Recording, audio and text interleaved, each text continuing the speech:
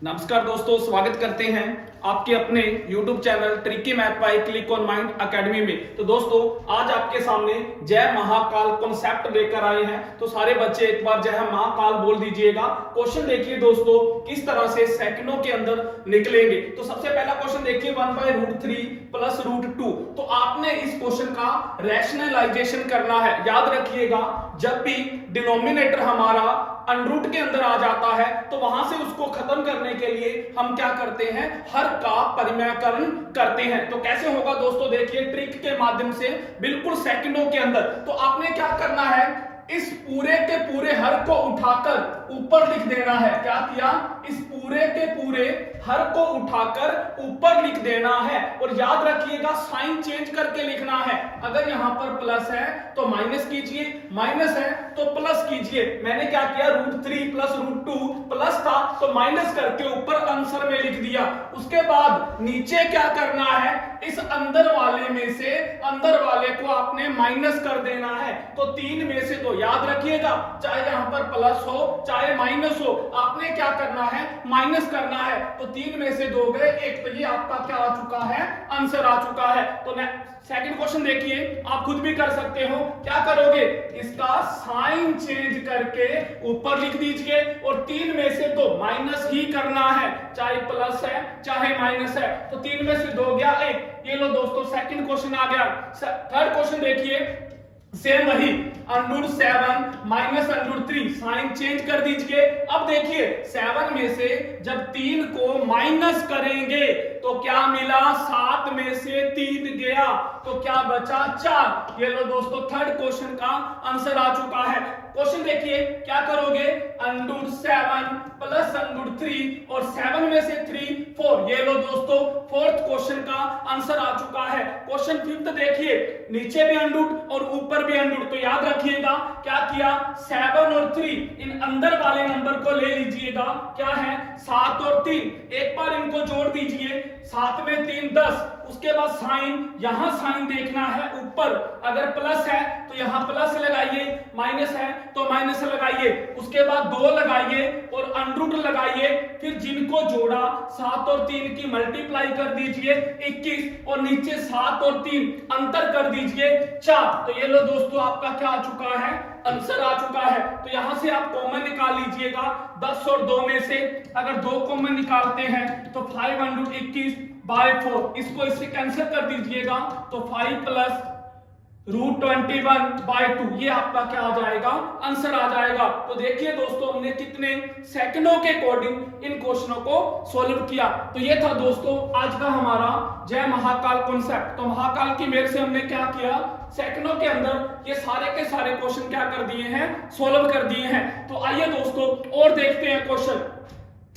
जैसे मैंने क्या लिया, जैसे आपसे पूछा गया कि जो लगातार 100 वर्ष होते हैं, लगातार 100 वर्ष होते हैं, उसमें आपसे पूछ लिया कि कितने दिन होते हैं, लगातार 100 सालों में कितने दिन होते हैं, लगातार 100 सालों में कितने लीप वर्ष होते हैं, लगातार 100 सालों में कितने साधारण वर्ष होते हैं, लगातार 100 सालों में कितनी बार 29 तारीख आती है। ये क्वेश्चन दोस्तों सारे के सारे आपको एग्जाम के अंदर देखने में मिलेंगे। तो आइए इनको भी सेकंडों में कैसे सॉल्व करना है। तो याद रखिएगा, सबसे पहले तो आपने इन 100 वर्षों को साधारण वर्ष और लीप वर्ष में चेंज करना है। देखना है कि 100 सालों में कितने साधारण वर्ष होते हैं और कितने लीप वर्ष होते हैं। तो याद रखिएगा, 76 साधारण वर्ष होते हैं और 24 क्या होते हैं, लीप वर्ष। तो कैसे निकाला, याद रखना, कभी भी आपने साधारण वर्ष और लीप वर्ष निकालने हो तो 4 से भाग दीजिएगा। अगर आपने साधारण वर्ष और लीप वर्ष निकालने हो तो 4 से भाग दीजिएगा। अगर आपने क्या करना है, अगर आपने शताब्दी बतानी है कि ये शताब्दी सेंचुरी बतानी है कि लीप है या साधारण है, तो उसके लिए आप किससे डिवाइड करोगे, 400 से डिवाइड कर दीजिएगा। तो दोस्तों ये याद रखना।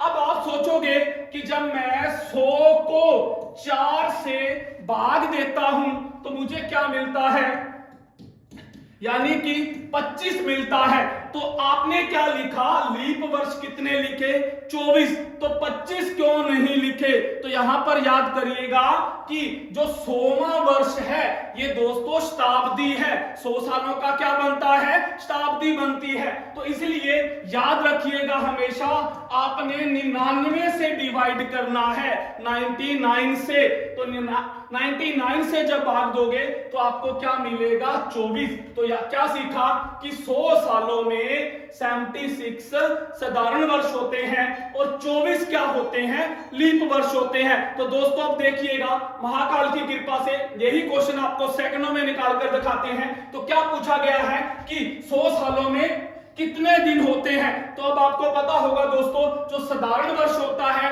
उसके अंदर 365 दिन होते हैं। तो हम 76 को क्या करेंगे, 365 से मल्टीप्लाई कर देंगे।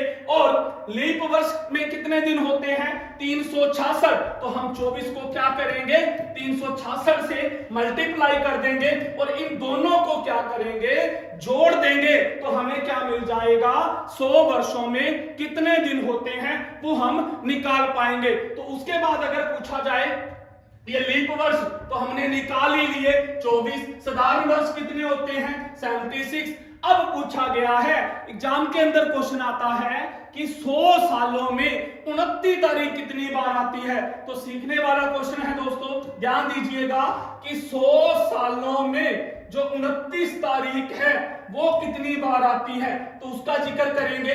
तो अब आपको यह पता लग गया कि 100 सालों में 76 साधारण वर्ष होते हैं और 24 लीप वर्ष होते हैं। तो अब 29 तारीख, तो सारे बच्चे याद रखिए कि साधारण वर्ष के अंदर अगर बात करूं तो 12 मंथ होते हैं, उसमें 11 मंथ के अंदर क्या होता है, 29 तारीख आती है साधारण वर्ष में। यानी कि साधारण वर्ष में एक साल में 11 बार 29 तारीख आती है। फरवरी के अंदर 29 तारीख नहीं आती। तो आप क्या करोगे, इस साधारण वर्ष को 11 से मल्टीप्लाई करोगे और लीप वर्ष को 12 से मल्टीप्लाई करोगे।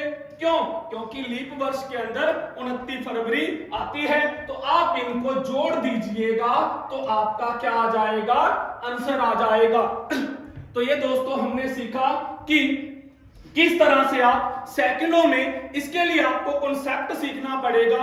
अगर आपकी कॉन्सेप्ट और कैलकुलेशन स्ट्रॉन्ग है तो दोस्तों आप इन क्वेश्चनों को सेकंडों में कर पाओगे। तो फिर मिलेंगे इस कॉन्सेप्ट के अंदर। तो बस दोस्तों सारे के सारे बच्चे एक लाइक ठोक दीजिएगा और शेयर कर दीजिएगा। थैंक यू दोस्तों।